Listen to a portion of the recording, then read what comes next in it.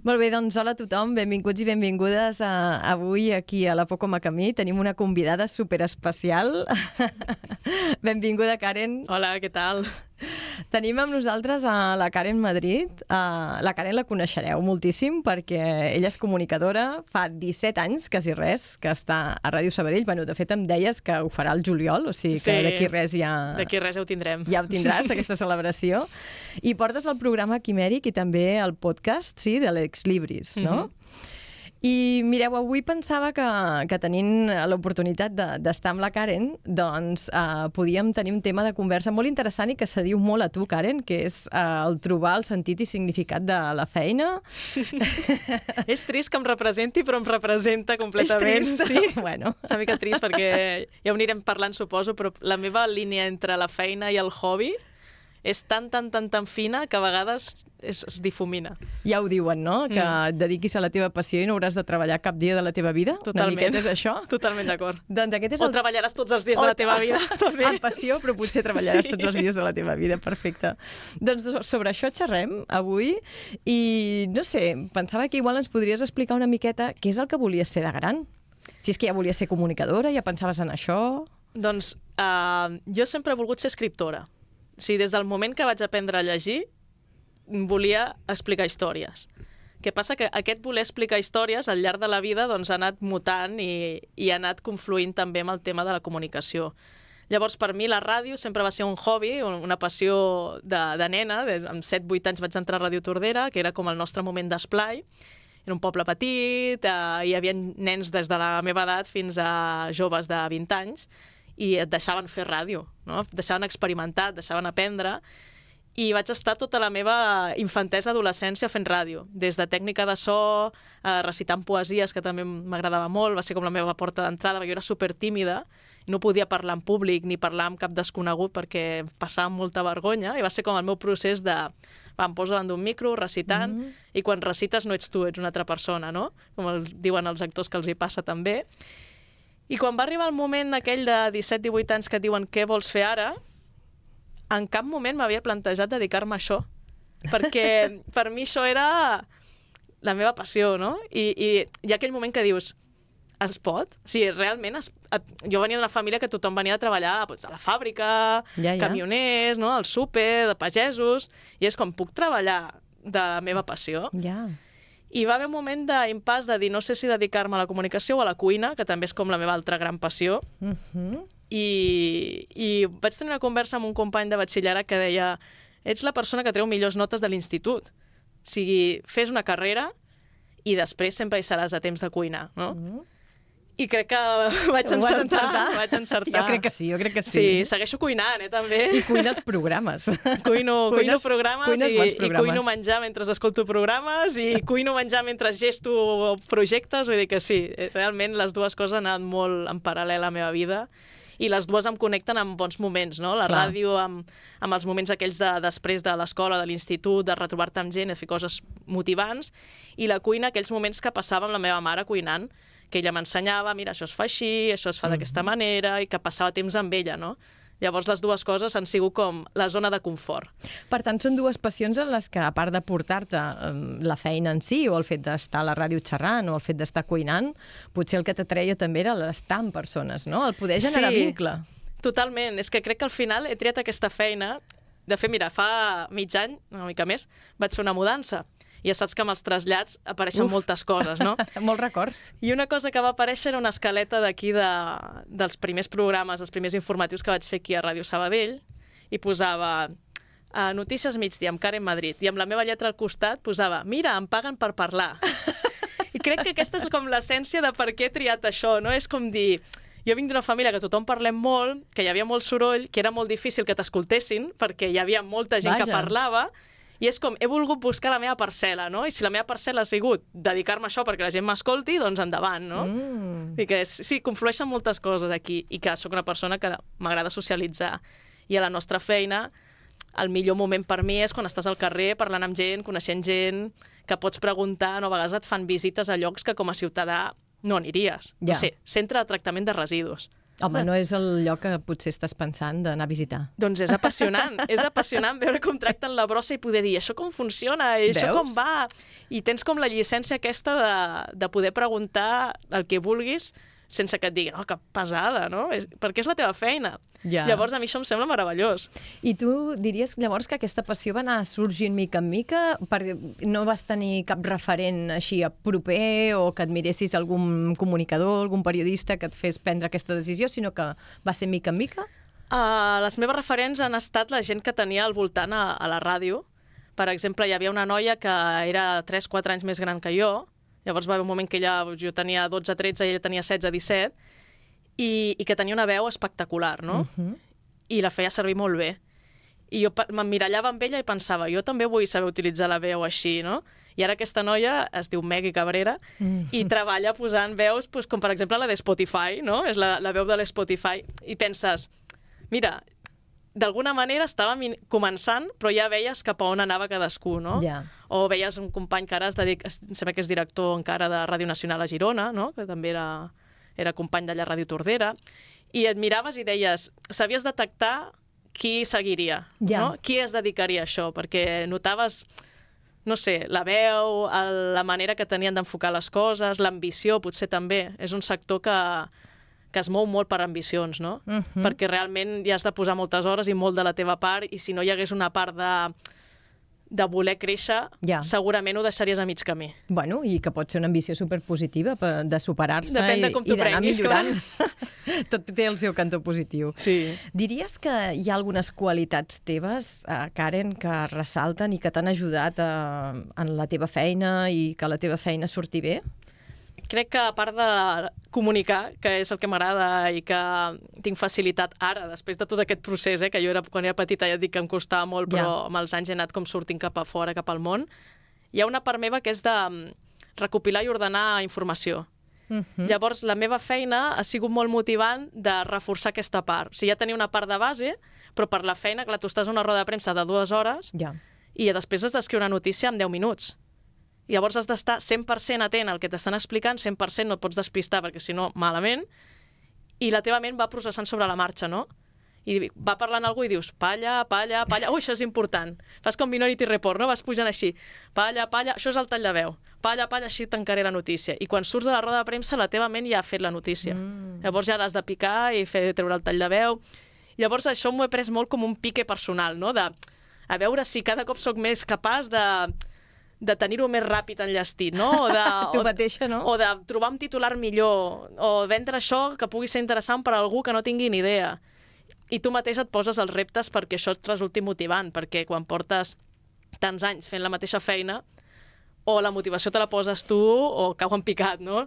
Absolutament, no? La motivació sí que és veritat que pot venir per factors externs, però la motivació, que és el motor que realment ens manté encesos en l'àmbit laboral, és la motivació intrínseca, no? La que parteix de dins d'un mateix. Si haguessis de dir què és el que fas millor, et surt millor la teva feina, què diries? De què et sents més satisfeta del que fas? Ostres, és que aquí hauríem de dividir molt si estem parlant d'informatius o estem parlant de Quimèric o estem parlant d'Exlibris. Del que tu et vingui de gust. Clar, informatius crec que la rapidesa, la capacitat de reaccionar quan hi ha un marron que diem nosaltres, no? De dir que acaba d'arribar la sentència del cas supercomplicat de no sé què i hem de fer la notícia per d'aquí 5 minuts. En això, endavant. A tope. Sí, perquè la capacitat aquesta de sintetitzar i gestionar la tinc com molt... I el pique, no? De dir, no, això s'ha d'estar per d'aquí 5 minuts el pique amb tu mateixa, i jo a muerte amb això. I després, la part del Quimèric, el que estic més orgullosa és quan aconsegueixes que aquella creació, aquella cosa creativa que tu estàs sentint aquí, soni igual aquí. I m'ha passat, no? Per exemple, vaig cada any a un festival de literatura fantàstica a Astúries, no? Està escoltant una xerrada, no? Va haver un any que va venir la Rosa Montero, que té un gran llibre que es diu Lágrimas en la lluvia, que és un homenatge a Blade Runner, i va fer 2 xerrades ella, no? Una sobre la seva trajectòria general i l'altra sobre Lágrimas en la lluvia. A la seva xerrada general va explicar que quan va començar a escriure aquest llibre volia ser una trama policíaca, però en mig procés el seu marit es va emmalaltir i va morir. I tot el llibre al final va del dol. Però clar, el llibre no anava a anar d'això, anava a anar d'una altra cosa, no? I vas començar a parlar de la seva por a la mort, de com des de petita tenia por a la mort, i llavors quan van fer la xerrada d'aquest llibre en concret, hi havia una actriu fent el monòleg de la protagonista, que és una androide, no? Una replicant que sap que té el temps comptat, que li queden 4 anys, 2 dies, no sé quantes hores. Llavors, jo estava allà escoltant allò i pensava, les seves declaracions de la por a la mort, la música de Blade Runner, el compte enrere de l'actriu, i a la meva ment ja sonava. Ja. I era com, això ho he de fer així, això ho he de fer així. Em vaig deixar una noteta per la Karen del futur d'això ho farem així. Perquè, clar, la Karen del cap de 4 mesos igual no se'n recorda, no? I vaig trigar potser mig any a poder-me asseure i fer-ho. Però quan ho vaig fer, vaig dir, així és com sonava. Ja. I aquell moment és molt gratificant.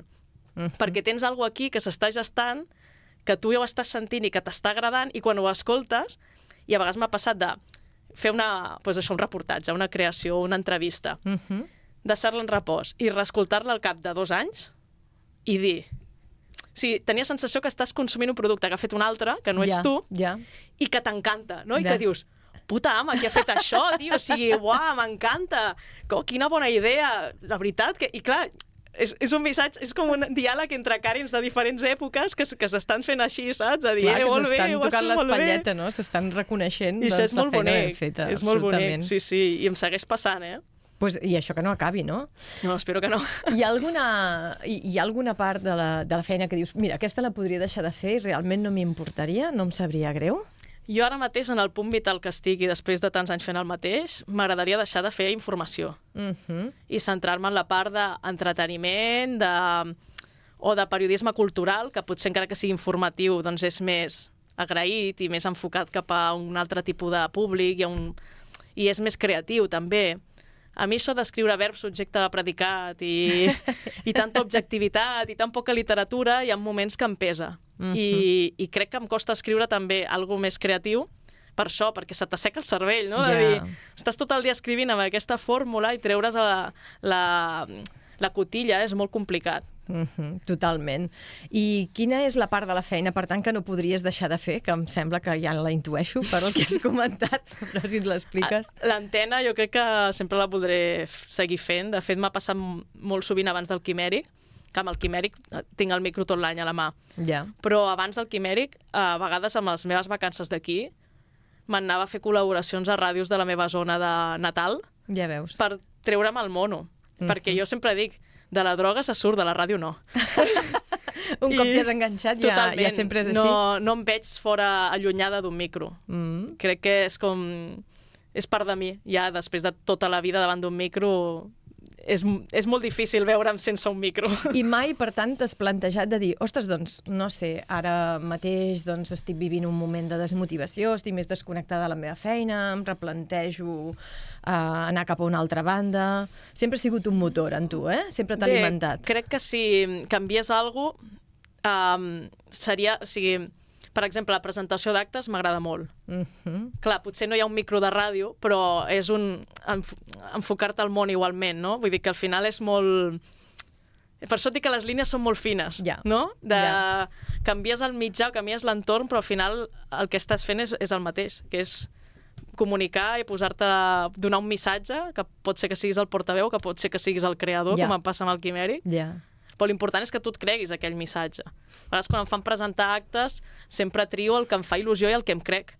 A vegades em diuen, no, presenta aquest acte de, jo què sé, els 30 anys de democràcies dels municipis locals. Saps? Que puguis connectar, no? Amb l'essència. Que jo em crec el que estic dient, no? Perquè al final hi ha tantes notícies que dono cada dia que no em crec.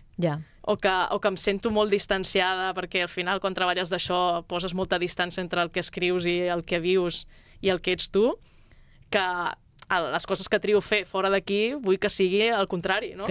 Que m'aportin i que em facin sentir bé. Al final el que estàs dient d'alguna forma és que necessites connectar, no? Sentir-te connectada amb aquella feina que fas, no? Exacte. I per tant que sentir aquest benestar a la teva feina, que al final té molt de pes a la teva vida en global. Totalment, i a més amb els actes m'ha passat, mira que he fet actes de molt tipus, però tots m'ha portat una part d'un sentiment que no tens en el dia a dia, no? Que estàs allà i sents aquella superació personal, el dir, ostres, que fluid que ha anat, o veure les cares del públic i veure que hi connectes, que la gent està atenta, que la gent està contenta. És com molt important, no?, el feedback aquest. aquest. No? Perquè el que m'arribava quan també explicaves és que aquesta necessitat ja no tan sols de connectar amb aquesta satisfacció a la feina, sinó també que la teva feina et permet aquesta connexió amb les persones, no?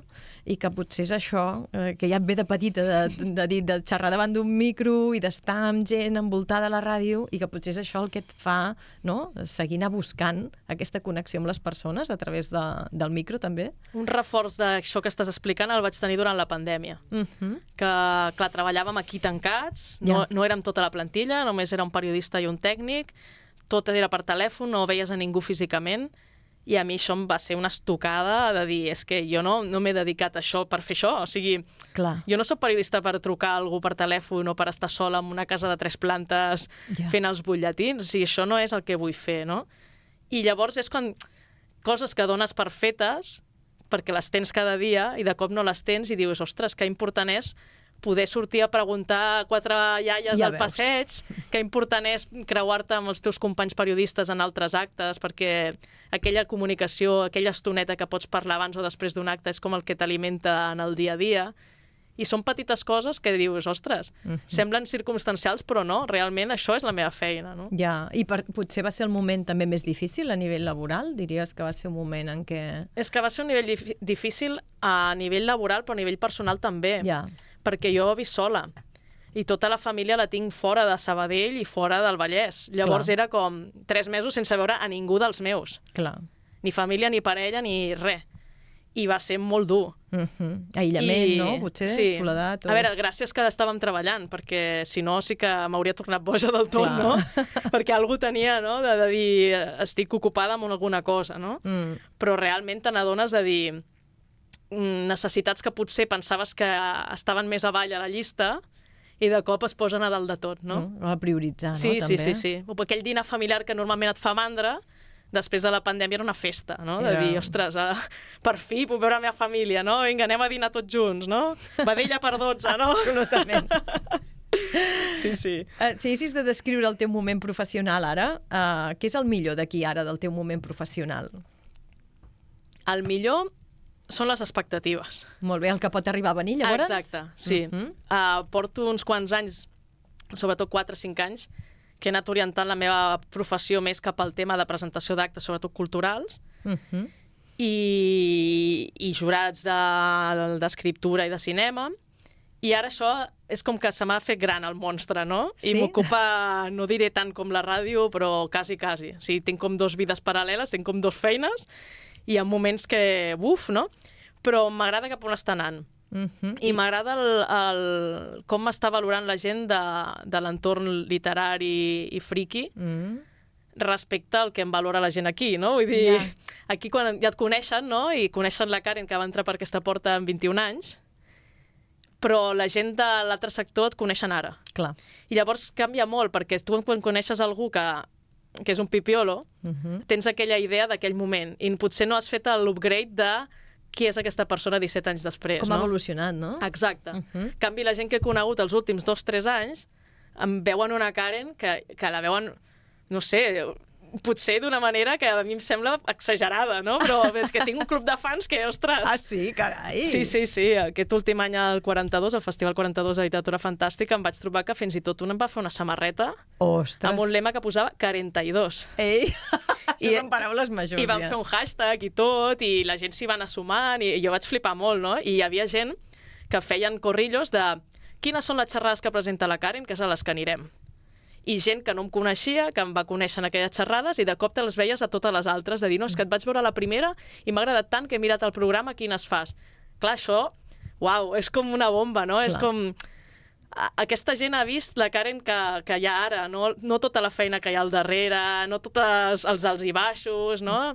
El per què has pres cada decisió, no? Perquè tant el Quimèric com altres projectes que he anat fent neixen d'un moment de frustració de dir ja he pres el que havia d'aprendre aquí, necessito crear-me alguna cosa nova, no? Llavors, clar, la gent veu on estàs, no d'on vens, no? No d'on vens. Però em sembla molt interessant això que estàs comentant, no? De com des d'un moment de frustració o en el que, bueno, doncs potser no, ja no l'expectativa, no necessitem, ja hem cobert una expectativa o l'expectativa que tenim, doncs, d'alguna forma la frustració sorgeix quan no assolim un objectiu, quan volem anar més enllà, no? O potser passa també, en el teu cas, intueixo que el que estàs comentant és, bueno, una curiositat per anar més enllà, no? Aquestes ganes d'anar més enllà perquè el que ja estic fent doncs d'alguna forma ja té les meves necessitats cobertes. Totalment. Ja quasi que no m'estimula com m'estimulava abans i per tant necessito anar una mica més enllà, no? Però bueno, aquest instint també de superació parla de tu, no? Jo el tinc molt instaurat, aquest instint de superació. Potser massa, sí. I saps què pensava ara? Perquè tu precisament començaves parlant, bueno, és que la Karen, no?, de petita era una Karen tímida, una nena tímida, que gràcies al micro doncs, va poder expandir, no?, i deixar anar la seva veu més enllà i d'alguna forma fer-se escoltar, també. Total. I com vius ara el fet de que tinguis fins i tot un club de fans, saps? Doncs m'agrada. No m'ho crec gaire, no? És aquella sensació de dir que em veuen, però també és molt estimulant, perquè alguns d'ells s'han acabat convertint en amics, no? Els coneixes perquè escolten el Quimèric i t'escriuen i et diuen m'ha agradat molt aquest programa, m'ha agradat molt això, els trobes en llocs, et desvirtualitzes. Però en moments que dius avui no puc més, tens aquell fan que et diu on és el meu Quimèric? Molt bé. On és el següent Exlibris que no el veig? O has llegit aquest llibre que no sé què? I et van com alimentant i et van donant la gasolina en aquells moments que estàs completament esgotat, no?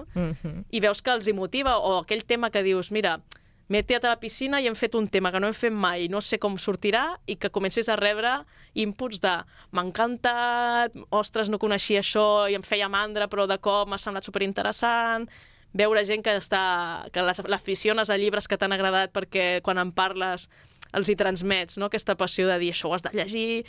I clar, és com crear la teva pròpia comunitat, no? I a mi em sembla super xulo. Al final estàs sent inspiradora per a altres persones, no? I que gràcies també al reconeixement dels altres acabes alimentant aquesta raó de ser, no? I aquesta essència teva. I tant. Que al final és la suma de la Karen, no? Amb aquesta passió per la literatura i també la passió per comunicar, no? Que és el que et porta potser a voler doncs, presentar aquests actes més culturals i tot això. I si anéssim cap al futur, sí? Una mica pensant en d'aquí uns anys. Què és el que has volgut fer sempre i encara no has fet? Escriure. A veure, sí que he escrit molta poesia, escric tots els microrelats del Quimèric són meus, però m'agradaria escriure una novel·la. O sigui, de dir, ho puc fer. No? I fa ben bé 2 anys que tinc un argument i tinc la novel·la començada i vaig com a ratxes, no? El típic de dir, començo a escriure i potser de cop escrius molt, però després et pares. I és que, clar, tenir 2 feines, al final tens molt poc temps lliure i a vegades... Al final també jo crec que hi ha una cosa que em pesa, per bé o per mal, que és el costum d'escriure com a via d'escapament, no? Llavors, quan tu tens un mal dia o una mala època, busques el refugi a l'escriptura, no? I la poesia mateix jo l'escrivia quan estava feta una merda, i l'escrivia em queien les llàgrimes i era com, buah! Llavors, quan passes èpoques d'estabilitat, de cop és com que no et surt res, no? O sigui que és com... Però llavors he de trobar la manera de poder escriure des de la serenor, que això no n'he sabut mai, no? I a vegades, no sé, comences a escriure, m'ha passat, no?, de començar a escriure des de la serenor i que acabis volcant coses teves que al final acabis igual, no?, de dir, oi, què m'està sortint aquí, no? I és com que jo crec que serà un procés que serà molt intens, no? I quan sents els escriptors parlar-ne, potser no et penses que serà tan dur.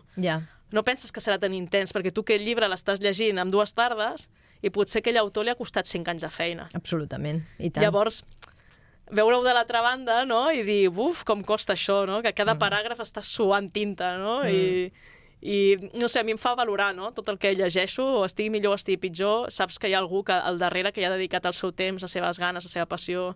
Llavors sempre fa que valoris més el treball de l'altre, no? Sí, que al final l'escriptura per tu seria, d'entrada, no?, un canal, no?, per drenar, no?, per drenar-te a nivell emocional, per poder... Sempre ho ha estat, sí. I que t'agradaria... Tinc llibretes i llibretes escrites a casa, amb una lletra que igual ja no la podria ni llegir, però que sempre m'ha servit per això.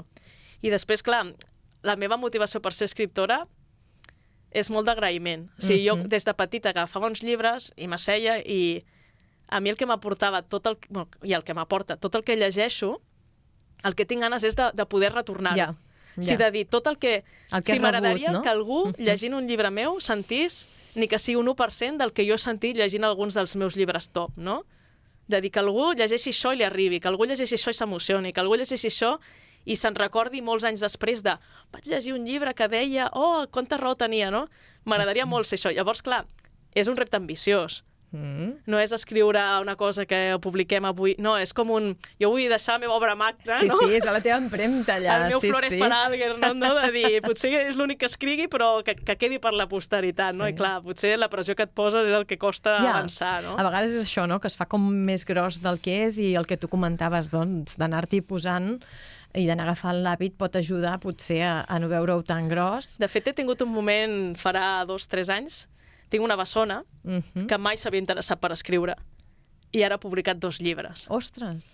I clar, va ser aquell moment de dir, com pot ser que algú que no s'ha interessat mai per això ha trobat el temps i el valor per escriure i publicar, Sí, i tu, que és el teu somni, no ho estiguis fent. Ja. Em va picar, això em va picar molt. O sigui, va ser com... Potser aquest pique t'ajuda, no?, a posar-t'hi... Sí, a veure, algú em va motivar, però és com que la vida no m'està deixant espai per fer això, no? Llavors jo crec que algun moment, quan en lloc de 2 feines en tingui una, aquell moment serà el moment de dir, val, ja hi haurà temps per altres coses, no? De prioritzar. Exacte. I per tant, si imaginessis la Karen d'aquí uns anys, què estaria fent la Karen? Com t'agradaria veure la Karen? M'encantaria estar fent entrevistes a autors i m'encantaria fer coses com les que faig al 42, no? De xerrades, rutes guiades, cobrir esdeveniments d'aquest tipus per donar la meva pròpia visió, fer la meva interpretació del que estic llegint i poder-me dedicar a això realment. O sigui que en lloc d'escriure notícies de política, no? Escriure el ple municipal, doncs poder escriure alguna cosa que a mi m'ha commogut, que m'ha emocionat, no?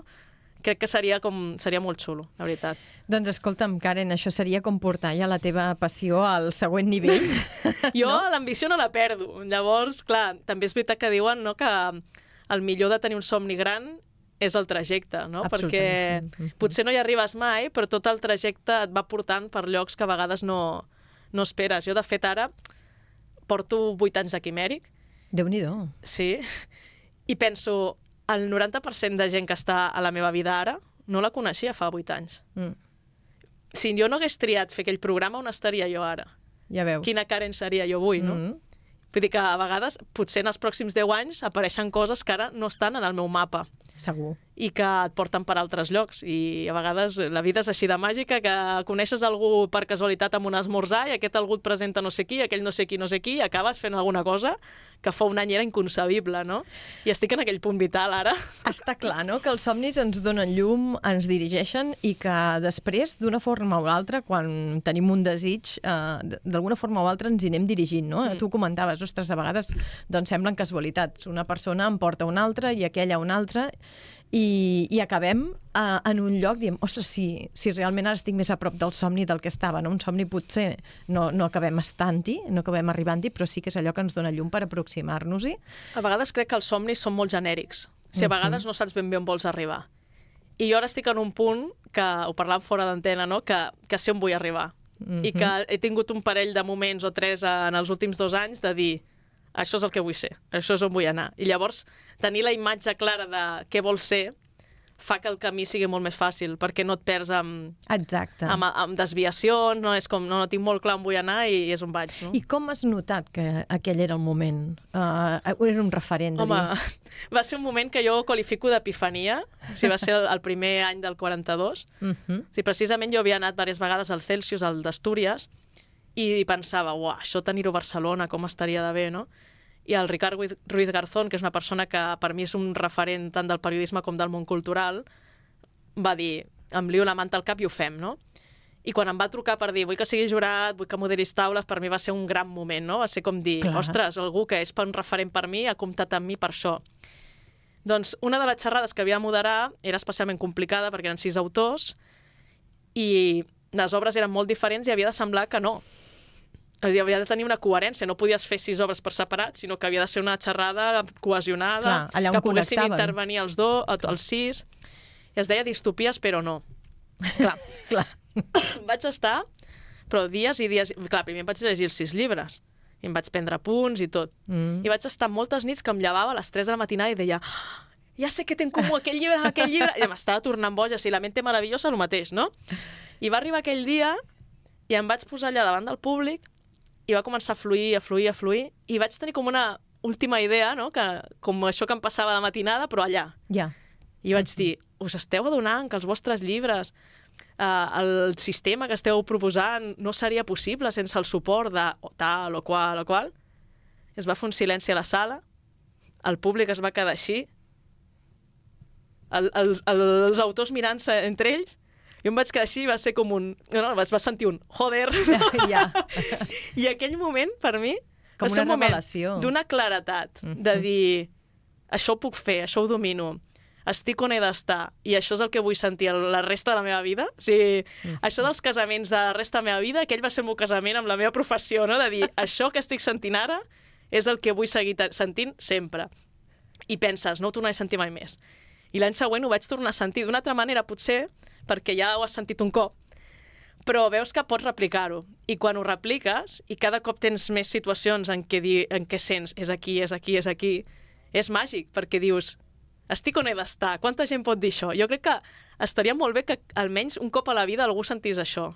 Perquè Totalment d'acord. anem molt perduts a la vida, anem donant banda davant de banda, i ostres, sentir això és meravellós. Sentir que estàs allà on vols estar, on desitges estar I on has d'estar, no? I on has d'estar en aquell moment. Si hi ha alguna missió, Sí. estic just fent-la, no? Exacte. I de dir, és una passada, no? I des d'aquesta connexió, no? I certesa interior de dir, ostres, realment sento que aquesta situació m'aporta a nivell professional i que en aquest moment de la meva vida és el que vull estar fent i que vull que sigui un referent, no?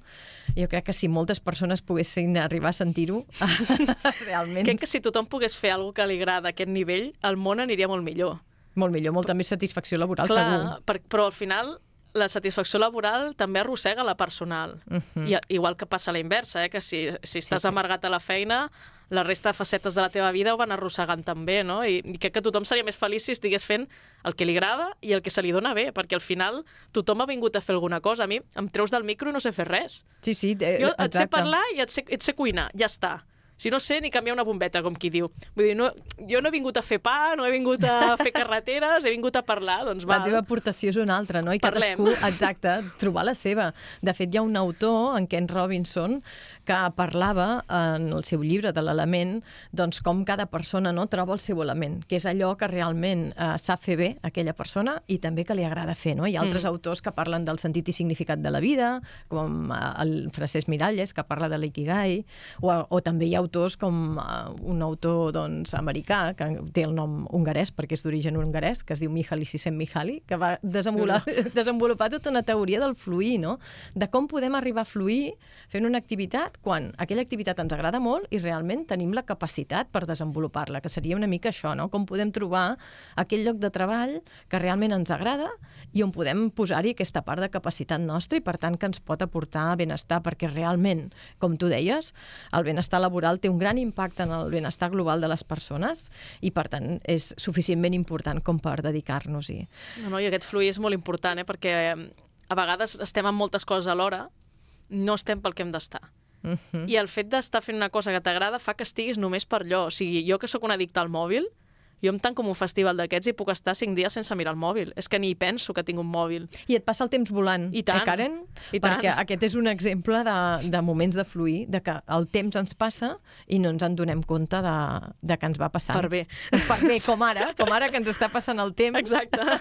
Jo crec que ens podem quedar amb aquesta idea, no?, de buscar el fluir a la feina, que al final hi trobar el teu lloc, que moltes vegades pot variar també en funció de la teva circumstància vital personal. Els anys passen i ens canvien i al final el que et servia fa 10 anys ara no et serveix. Exacte, també permetre'ns-ho de dir, bueno, soc una persona diferent, he evolucionat i per tant ara m'omplen altres coses i penso que ets un superbon referent d'una persona doncs, que ha pogut... Una persona addicta al treball Sí, sóc un referent. També, aquest podria ser. Un altre dia fem una entrevista sobre aquesta part, diguéssim. Però avui ens quedaríem amb la part amb la bona. Quedem-nos amb la bona. Tot té la seva cara i la seva creu, quedem-nos amb la cara. Ens quedem amb la cara bona. Moltes gràcies, Karen, per ser aquí. Gràcies per convidar. I gràcies a tots vosaltres també per ser-hi un dia més. Continuarem amb més programes aquí a la Pocoma Camí. Merci.